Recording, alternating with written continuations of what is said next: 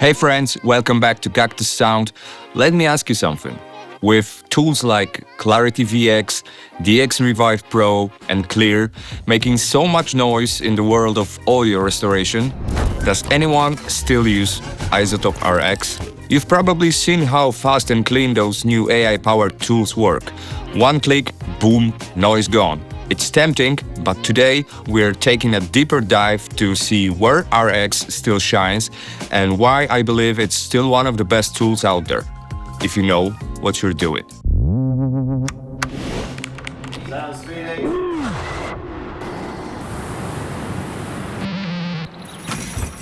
Blah, blah, blah, blah, blah, blah.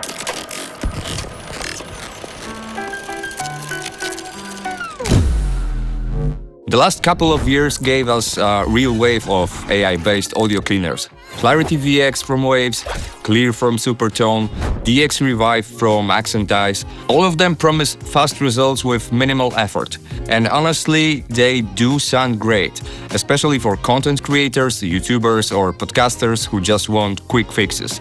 They're often enough. But here's the thing, they're all designed to make smart decisions for you, which means less control. As B&H writes in their hands-on review, Clarity VX delivers ultra-clean results quickly, but lacks the deeper manipulation capabilities professionals need. iZotope RX is not about shortcuts, it's a surgical suit. RX gives you full control, whether you're isolating dialogue from a noisy background, removing clipping, hum, rustle, or even mic bleed. There's a module for it. And the way it handles spectral editing, still unmatched. You can literally paint over a sound you don't want and make it disappear. That level of precision is something AI tools just can't match yet. It's not plug and play, it's point and snipe. Sound on Sound's review of dxRevive Pro praises its restoration potential, but also notes it's not intended to give you granular control over noise reduction. For that, tools like RX still dominate. This is RX's biggest trump card. The spectrogram view isn't just for show. You get a visual map of your sound and you can zoom into specific frequencies, tonal artifacts or transients and deal with them one by one. That's huge for post-production work, if you're restoring damaged film audio, cleaning up location dialogue, or removing a very specific noise from a music recording. This is where RX wins. AI tools don't give you that surgical resolution. Now, iZotope isn't sleeping on AI either. The new Repair Assistant in RX11 has gotten a lot better. It listens, analyzes, and suggests a full chain of restoration settings.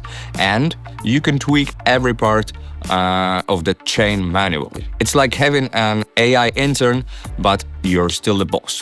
And now some RX modules like Dialog Isolate are also available as standalone plugins, meaning you don't even have to launch the full RX app to use some of its best features.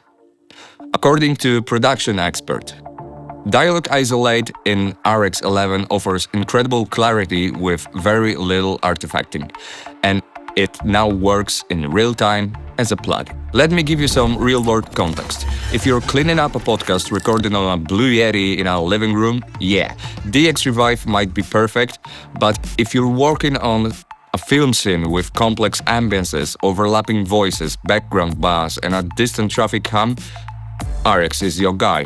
You can isolate what you need, remove what you don't, and get it sounding transparent. Not processed, transparent.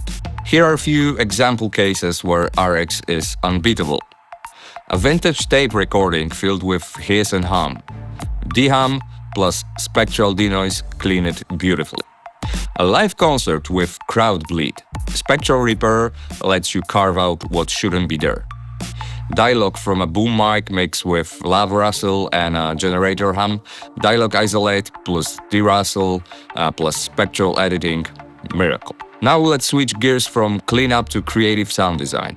RX isn't just a fixer, it's a power horse for crafting and manipulating sound effects. Example, Matt McCorkle, a sound designer who worked on the T-Rex roar for the American Museum of History, explains how he uses RX to sculpt ambiances and textures. Watching him paint away extraneous sound of a flock of flamingos is a lot like watching Bob Ross put a tree wherever he damn well pleases. He captures ambience profiles, then meticulously removes or enhances parts of the recording using spectral tools, turning raw field recordings into emotional sonic landscapes.